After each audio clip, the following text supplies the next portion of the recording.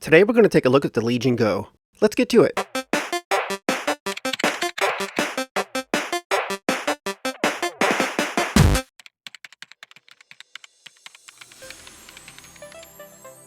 The Legion Go is a Windows-based handheld gaming device. It has an 8.8-inch display, it's powered by a Ryzen Z1 Extreme processor, and it comes with 16 gigs of LPDDR5X RAM. Couple of items worth calling out. The QHD IPS touchscreen runs at a native resolution of 2560 by 1600 at 144 Hz, with a peak luminance of 500 nits. It comes with up to a gigabyte of storage, along with a microSD card slot. It supports DisplayPort 1.4, Bluetooth 5.2, and Wi-Fi 6E. It has two USB-C 4 ports, along with a headphone jack. It has a 49 watt-hour battery that supports fast charging, detachable controllers, a built-in kickstand, and all of this weighs in at 854 grams. First off, let's talk about the OOBE. For folks who are unfamiliar with what an OOBE is, it's the out-of-box experience you have from the time you take the device out of its packaging up to the point where you can actually use the device for its core purpose or for what it was advertised as. Packaging was surprisingly well done for shipping an electronic. Along with the device itself, you get a power supply and a carrying case. It's nice to see Lenovo including a hard-shell carry case like Valve does with the Steam Deck. I take back the part where I said no other company does this. Lenovo just did it too. Much like other Windows handhelds we've reviewed here, the OOBE for the Legion Go is very similar to setting up a new Windows-based laptop or tablet. You can use the touchscreen for setup, and as far as Windows setups go, there's no hidden surprises here. We always show a condensed version of the Windows portion of the setup here because it emphasizes just how unprepared Microsoft is for this handheld gaming boom that we're in. Lots of prompts for a bunch of stuff that you don't have to deal with on non-Windows handhelds during the initial setup. For comparison, setting up a new Steam Deck pulls off this same process in just a few screens with an interface 100% tailored for a handheld device. Standard Windows handheld disclaimer. If you're not comfortable with setting up a new laptop and are coming at the Legion Go from the perspective of someone who's used to buying a new gaming device and being up and playing in just a few minutes, then the initial setup here might feel pretty convoluted because as far as Windows is concerned, you're setting up any old Windows device. Once you're at the desktop, you're working with a standard Windows setup. We highly recommend getting a USB hub so that you can plug in a mouse and keyboard to make everything else from here on out easier. We'll leave a link in the description below to all the hardware that we have connected to our setup. Some of the things we've covered in the past about Windows handhelds apply here, so let's review. As a best practice, you're going to want to check for system updates and drivers, and since this is a Windows device, they're not all in the same location. This process here is likely going to take upwards of 60 minutes in total. We won't cover everything, but let's hit the main items. You're going to need to hit Windows Update a few times, and that's likely going to reboot your device each time. After that, be sure to hit Lenovo's website for BIOS and other updates, though in theory their Legion Space software should push them to you. After that, check the Microsoft Store app for updates, and you should be good to go. With these updates out of the way, you can now install all the various PC storefronts like Steam, Epic, GOG, and the Xbox app. And once all this is done, we can finally say that we're done with the full OOBE. We've said this before and we'll say it again here. All of this speaks to the curious case of a Windows-based handheld gaming device going into 2024. Running Windows is simultaneously their greatest strength and their greatest weakness. The main issue is that Windows is optimized for mouse and keyboard. There's touch support, but you're often dealing with tiny UI elements that aren't optimized for touch at all. You can enable some tablet-friendly features and settings, but this only goes so far. Several aspects of Windows aren't well suited for small form factor handheld gaming devices like the Legion Go. This results in a lot of user scenarios being better suited for a mouse and keyboard. This isn't a user experience you want to give someone who only cares about gaming, because Windows devices, in their current state, eventually require far more maintenance than any other type of handheld. Unless you're willing to put in a decent amount of manual work setting up a unified launcher, dealing with a tiny desktop to access all your content may or may not be part of the lifetime experience of the device, depending on how you plan to use it, but chances are they'll never be entirely avoidable. From a pure out-of-box experience standpoint for a handheld gaming device, Windows needs a lot of work. But as of late 2023, Microsoft hasn't really added anything to Windows to compete with the experience that Valve has created with the Steam Deck.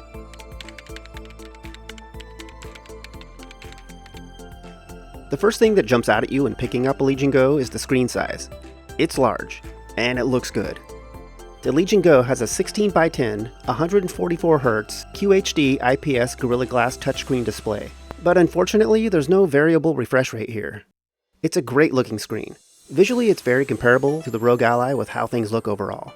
we need to call out that it's a portrait panel, so keep that in mind if you plan on playing older Rockstar games and the like. There's a scaling tool called Magpie that you can install as a workaround for this, but otherwise it may or may not be an issue, depending on the games you play. You'll also likely notice the build quality right away too, easily on par with the Steam Deck and Rogue Ally. No creaks or rattles or wobbly buttons, everything feels premium.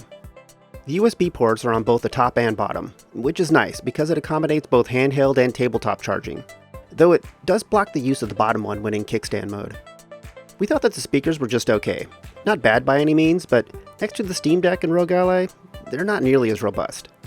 While the button layout overall feels mostly okay, let's take a closer look. The D-pad is about as clicky as an Xbox Series controller D-pad, and while it's lower profile, it's actually pretty nice. Maybe not the best for fighting games, but fine for menu navigation. The Hall effect thumbsticks feel good, and essentially feel like they're the same size as those found on a Steam Deck. The A, B, X, Y buttons aren't as spread out as an Xbox controller or Steam Deck, but they're also not cramped either. They look and feel great. But I'm not a fan of how they sit next to the thumbstick. It's almost like this is one zone, and when interacting with the A, B, X, Y buttons, the thumbstick gets in the way just a little. Xbox and DualSense controllers have perfected this by essentially making these two zones. There's plenty of room for button chaos while still making it easy to get back to the thumbstick quickly. The Steam Deck also has a two-zone feel in its layout, but for what it's worth, the Rogue Ally has a similar problem to the Legion Go, but in my opinion, it's not as noticeable, and that likely has to do with the width of the controller grips. This is by no means a deal breaker, because it's all still very usable, but if you're particular about something like this, you're definitely going to notice. The shoulder buttons have good feedback when pressed, but they do feel a tad wide compared to pretty much any other shoulder button that I'm used to. The triggers have nice, smooth resistance and are also larger than I'm used to, but this feels really nice. It makes me wish that the Ally's triggers were slightly longer. We really don't like the placement of the start and back buttons here. They're right beneath the D-pad, start is closest, and back is beneath it. It's baffling why they chose to put the Legion L and R buttons where the start and back buttons are on almost every other handheld and almost every other controller. We've accidentally pressed them a lot. And one will take you back to the Legion Space app, and it only gets more frustrating each and every time you accidentally hit that one. So prepare to get frustrated if you hop between a Legion Go and DualSense or Xbox controller. Otherwise, the Legion L and R buttons are easy enough to reach and have nice feedback when pressed, but they absolutely need to be swapped with the start and back buttons. There's a trackpad just beneath the right thumbstick that's essentially a workaround for some of the trickier aspects of using the Windows UI on a smaller screen. This is a nice addition for dealing with Windows. It has good feedback when moving your thumb over it, but there's no press to click. Instead, it's tap to click and long press to right click. Also, there were instances where you could see it physically wobbling around just a bit on the screen when you had your thumb on it but weren't moving. It's similar to how a pointer behaves when a piece of dust or hair gets in between the sensor and the surface. This made accuracy weird when it was happening. When holding the Legion Go, I found that my palm moved the pointer fairly easily, so I ended up turning it off unless I needed it. On the back, there's 3 extra mappable buttons, 2 on the left and 1 on the right. These 3 buttons have a bit more of a plasticky feel to them compared to the rest, but overall they feel okay. I unintentionally press these way more than I do the back buttons on a Steam Deck or Rogue Ally, and we're guessing this also has to do with the width of the grip. The volume buttons have nice feedback to let you know when they've been pressed, but given the size of the device, there's definitely a hand adjustment needed to reach them, though still not as much as you need to do on a Rogue Ally. The power button is flat with the body, but there's a light ring around it, and that ring also has a slight ridge to it that makes it easy to locate by feel alone. The last 2 buttons are the extra buttons found on the right controller. They're actually mouse buttons for what Lenovo calls FPS mode. Like the Nintendo Switch, the controllers are detachable, but unlike the Switch, you can use one as a mouse. More on this in a bit. There's a kickstand on the back, and we absolutely love it.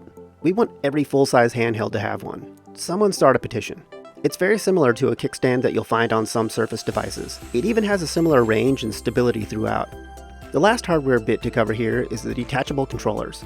You can detach them from the sides of the tablet, much like a Nintendo Switch, and then play games that way. The more unique feature is FPS mode. The right controller magnetically connects to a base, and toggling a switch on the bottom of it turns it into an upright mouse that works surprisingly well.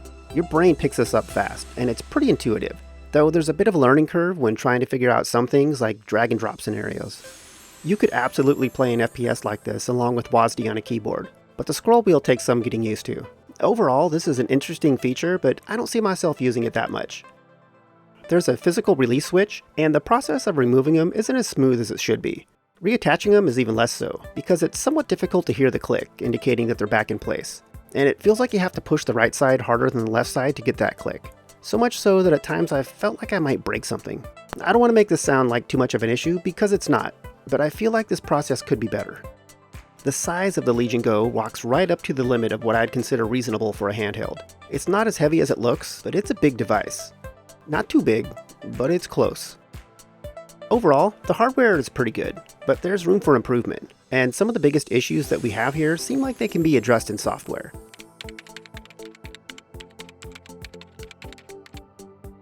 Let's talk about Lenovo's launcher, Legion Space. Visually, it looks like a lot of other stores, but functionally, it's pretty inconsistent. You can navigate the main screen with the thumbstick and ABXY buttons, but several of the other screens are essentially web page containers that can only be used with touchscreen or trackpad. Cloud Games takes you to a page talking about cloud gaming at Xbox.com instead of dropping you directly to the Xbox Cloud interface, so you'll have to hop between controller and touchscreen here. Game Store takes you to a web container for PC game storefronts. You can add or remove stores from the list, but once again, we're in a hybrid scenario where the controller only works to get you here, and it's touchscreen or trackpad for everything else. Android Games initially takes you to the Microsoft Store to install the Amazon App Store, but after that it opens the Amazon App Store. Sometimes it opens it in the background, so you may have to manually switch to it to find it.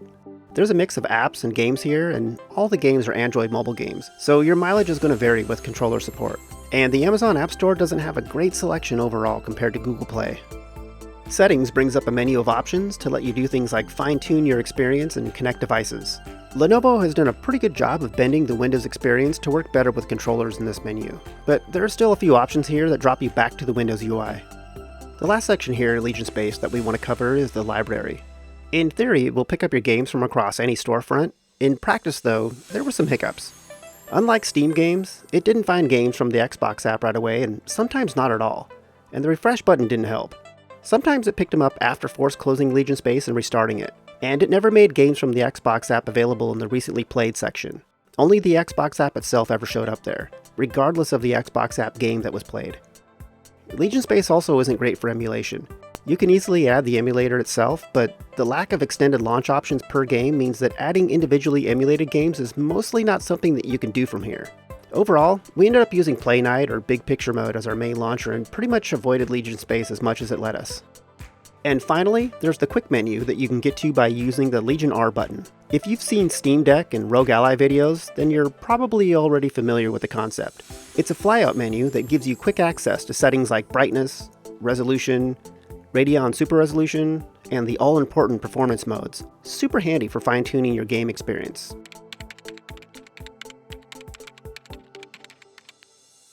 So how well do games actually run on the Legion Go?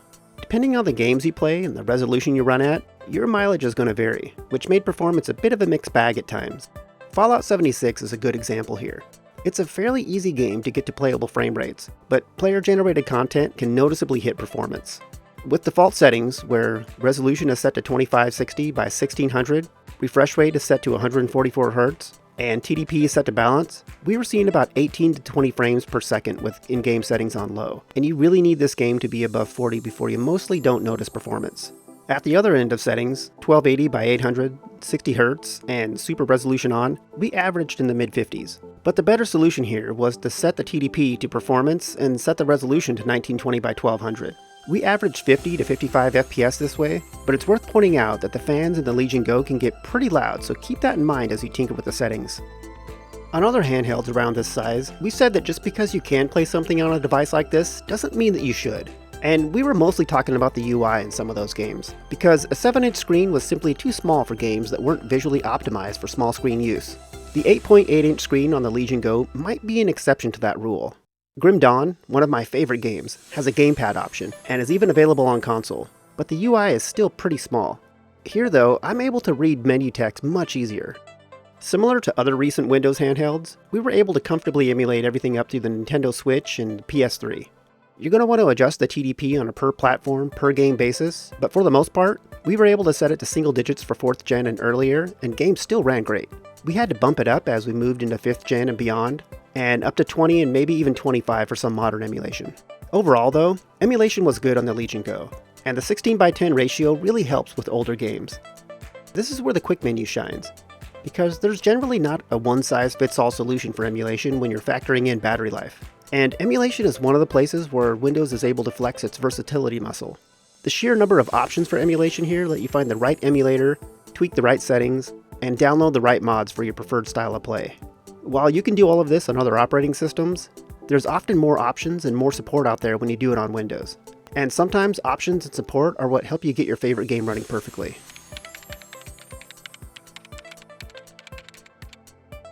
Battery life is a bit better than the Rogue Ally and more on par with an original Steam Deck. TDP, game type, and screen brightness are the biggest factors here. We set the TDP to 25, fired up Cyberpunk 2077, set the graphics until we hit an acceptable frame rate, and got about an hour and a half of playtime out of the battery. At the other end of the spectrum, on lower end emulation, or more indie type games, we were able to set the TDP to single digits, still have great performance, and got close to 4 hours of playtime. TDP management really pays off here.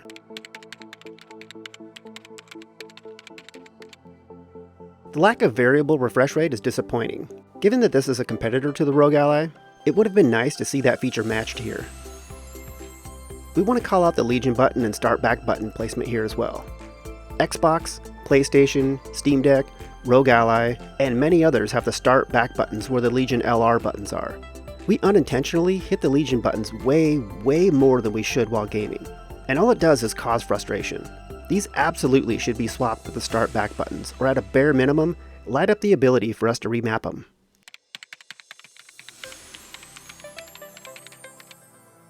Here's some items that we came across while using the Legion Go.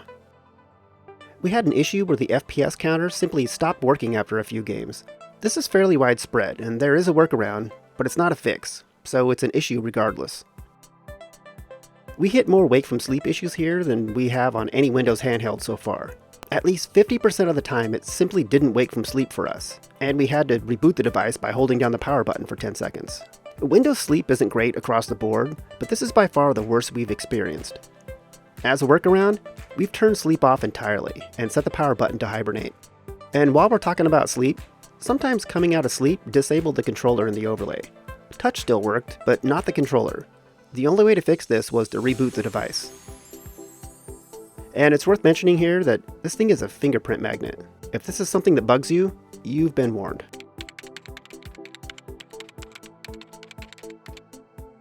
Alright, so what are my final thoughts on the Legion Go? I really like this thing because I love the screen size. It packs the same punch as the Rogue Ally, but it can take a bit more tinkering with some settings to see this. You also have to factor in the software experience. Right now there's some bugs, from sleep issues to weird overlay quirks, but they add up. And while Lenovo has made an attempt to make Windows more manageable on a handheld, currently dealing with Windows is unavoidable. If you're comfortable running around Windows, it's easy to install and tweak things as you see fit, though a little cumbersome without a keyboard and mouse. The software ecosystem for Windows means that you're almost always going to have multiple options for anything you want to do. This includes online community support. But this versatility comes at a price. There's no single interface for the supported install points like you get on a Steam Deck. You're going to be hopping from UI to UI, and most of those UIs are going to be tailored to mouse and keyboard. Even Microsoft's own Xbox app.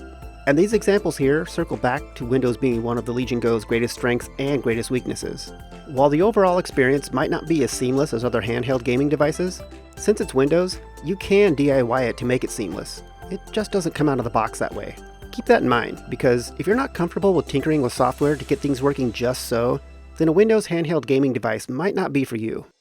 If you hop between a DualSense or Xbox controller and a Legion Go, you are going to unintentionally hit those Legion buttons, and sometimes it's going to tab you back to the Legion Space app instead of performing a game critical action, and you might lose progress as a result of this.